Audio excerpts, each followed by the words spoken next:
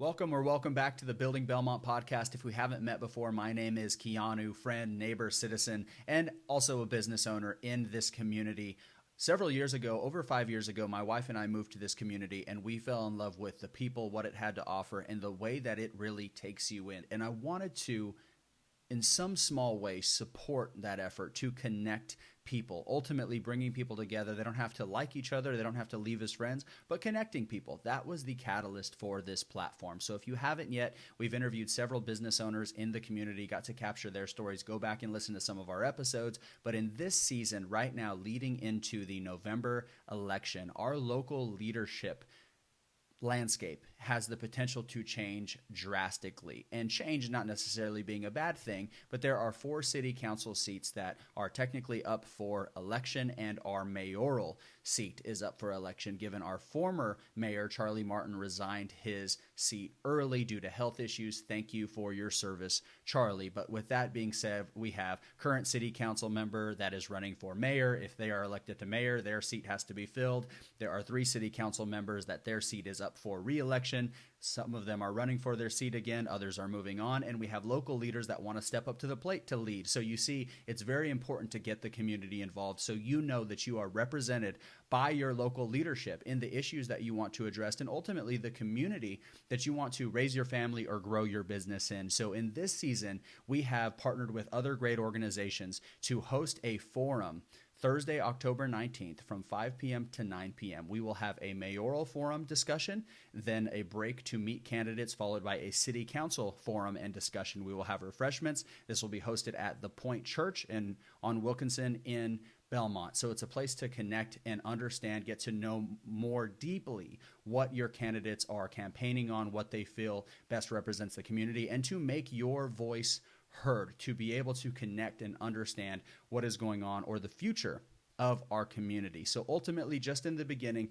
this platform was about connection. It is still about connection. After the election, we will go back to interviewing and connecting with other great business owners, capturing their stories and getting to connect you with them personally. It's very inefficient for a business owner to meet with 12,000 people to tell their story. So if you're new, please like, subscribe, follow all the things in whatever platform you're seeing this on.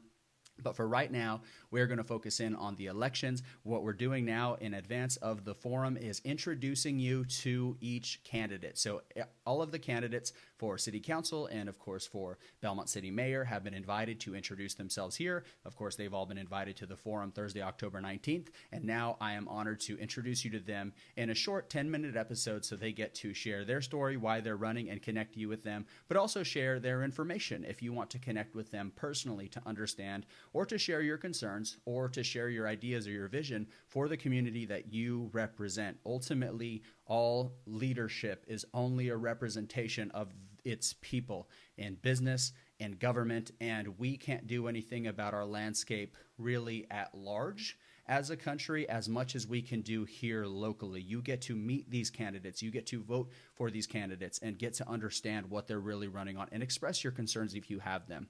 So we'll look forward to seeing you Thursday, October 19th. We will be live and live streaming. So if you want to join in person, there's going to be a chance between the forums to actually address or approach each candidate at the same time. We will be live streaming because this is 2023 and there's no reason anything that we're doing can't be live streamed. So we'll be live streaming to you through the Building Belmont YouTube. So subscribe here so you get notified and you're aware when that does come back around. And again, just like you, I am here to connect and grow my family as a citizen, someone that ultimately enjoys connecting people. And anything that I do, my favorite thing is connection. So that is still the purpose here. That will always be the purpose here. And we look forward to connecting you to your future leadership. Enjoy.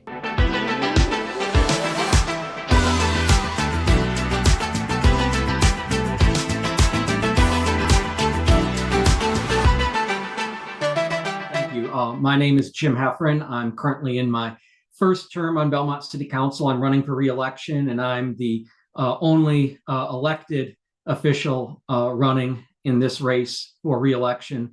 And I think that's important. There's been a lot of change in the city in the past couple of years. We have a new mayor, we have a new city manager, we have a new police chief, we have a new fire chief.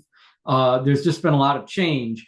And that can be good. That's not necessarily bad. But I also think it's important to have some experience, some steady leadership, some institutional knowledge, and a proven track record to sort of help keep the hand on the till and help us go forward with whatever form city council and the mayorship takes after November 7th. It's a little bit different being an incumbent than running for the first time. I feel I emphasize more what we've done the past 4 years and maybe neglect my background. But, I grew up outside of Detroit, Michigan, in a town called Dearborn. I received a degree in political science from the University of Michigan in Ann Arbor, and I earned a Juris Doctor magna cum laude from Wake Forest University. After that, I stayed in Winston-Salem for about 10 years in private practice. I moved to Belmont in 2012 to become a law professor in Charlotte. I served as a law professor for 5 years, including the opportunity to teach abroad at Vilnius University in Lithuania several summers. And in 2018, I returned to private practice to the same firm I had been working at before, Kilpatrick Townsend. And that's where I still work with an emphasis on e-discovery and commercial business litigation. I've always wanted to be involved in the community. Once I moved down here, I was looking for opportunities. I saw that there was an opening on the planning board back in 2016, as well as the Board of Adjustment, and I applied for both, and I was appointed to both. And that really sort of immersed me in a lot of the development and growth issues that we've been dealing with as a city at that time, and obviously continuing to this day. And I was really interested to see sort of on some of these big ticket items, some of the more controversial items, how council reacted to our recommendation from the Planning and Zoning Board. And so I started attending city council meetings, and just in the process of doing that, I got interested in what city council was doing, and I thought that I would be a good addition to city council. And so I decided to run in 2019, and I was fortunate enough to earn the voters' confidence and be elected. And I've been trying to uphold their faith in me ever since. I think my background really helps with what we do on city council. People might have different opinions of lawyers, but notwithstanding what you see on TV, we actually settle most of our cases, over 90%. It's probably higher now, considering all the upheaval that we've had in the last couple of years and volatility and uncertainty. But, a lot of what we do is having to negotiate settlements, sometimes with other parties we don't like. Sometimes we really don't want to settle, but it's in the client's best interest because there's risk involved. Hey, we've got a great argument, but it's not proven. If we make it at trial, we could win, or we could lose and cost the client a lot of money, or we could settle for some right now. And that's really what I try and bring to city council is, work with everyone, try and build consensus. Everyone, maybe give up a little bit, but you get a little bit in return, and find a solution that we can all get behind and everyone's on board with. As the only candidate that is up for re-election, you have obviously a very unique perspective that what we're proud of what you have accomplished in your term, and also what you're looking forward to and what you'll continue to build in your last term. What are some of the things that you're most proud as far as what your leadership in city council, and obviously there's a council for a reason, but specific to Jim, things that you're most proud of in your last term? Well, I think there's been a couple of things. I think we've done a lot on the development front. We've made a lot of amendments to the Land Development Code to strengthen its provisions, to provide for more participation from the public in the process, to be more transparent to the public about the projects that are underway and might be coming in the pipeline for approval. We've also been very deliberate about our development. A lot of our problems are on state-owned roads. And even if we shut everything off, tomorrow, we'd still have the problems that we have today. There'd still be people coming up from South Carolina. We'd still have these issues. But at this point, it's difficult to wait for the state to make some of these improvements. It's going to be years out, if at all. They've got funding problems. And so we try to be very deliberate, and we've done a lot of conditional zoning, whereby the developers engage in traffic analyses, traffic impact analyses, which identify intersections that need improvement, and then they make those improvements at their expense. And so, a lot of times we might be able to get improvements that we'd otherwise be waiting on the state for years to do. We get the developers to make those improvements at their cost. And so we've been very deliberate. We're not trying to just rubber stamp things or grow just for the sake of growing, but what does a given proposal bring to Belmont? How does it make our city better? What benefits does it bring? And so, just a couple of examples. We have the Del Webb or Carolina Riverside project, which is an age-restricted community. So we're not overcrowding our schools. Obviously, there's still going to be some traffic. Not everyone is going to be retired, and even retired people are going to be out and about with their cars, but they're not going to be on the road during rush hour to the extent your typical subdivision would be. We also got the developer to agree to build 1/3 of the South Fork Parkway, also known as the Belmont Mount Holly Connector. When that's built, it will provide a relief valve along South Pointe Road to help ease some of the traffic. And that's something that we'd be waiting years for the state to do. We've got a developer building 1/3 of it, and then the lower 2/3, if that property is ever developed, that developer would build the lower 2/3, and we'd have it done at the developer's expense, and we'd have it done much earlier than waiting for the state. And we also imposed some heightened stormwater and erosion controls on that development, which we're hoping to continue to impose on other projects and enshrine in the land development code.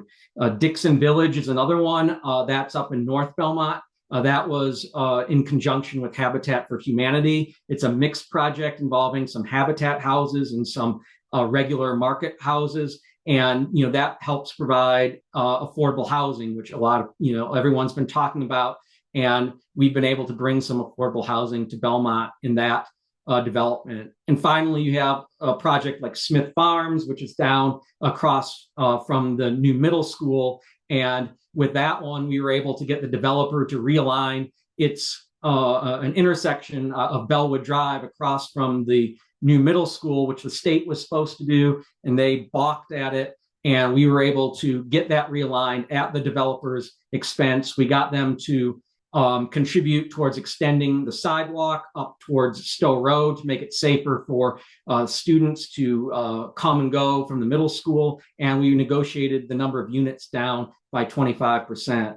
And so, certainly development has been a big thing, but we've also worked hard to encourage, to improve the quality of life. We took yard waste and leaf pickup in-house. I think that, most people would say that that's been a big improvement. It's been more responsive. It's helped get the items picked up quicker. We continue to invest in public safety in our police department by increasing salaries, encouraging state and national certifications, which make the police better trained for their jobs and help us avoid situations like we see in some other municipalities. So we've done a lot, and look forward to continuing to work on some of these issues. I know certainly for my next term, I'd like to focus more on some commercial growth. Everyone focuses on the residential subdivisions, but residential growth alone it comes with its problems, as everyone will tell you, and it's not going to be enough to pay the tax bills. We need commercial. We need the higher tax rates that commercial development brings. And while we have brought a lot of commercial development within the last 4 years, such as the Culvers, we have the Goodwill that just opened, the Claremont Hospital Health Complex along or north of the highway, Complete Kids Therapy in the old Belmont Middle School, and that piece of land along Park Street I think it's called Park Place. That's going to be, I think, a bank or some sort of commercial building. But I'd like to see us,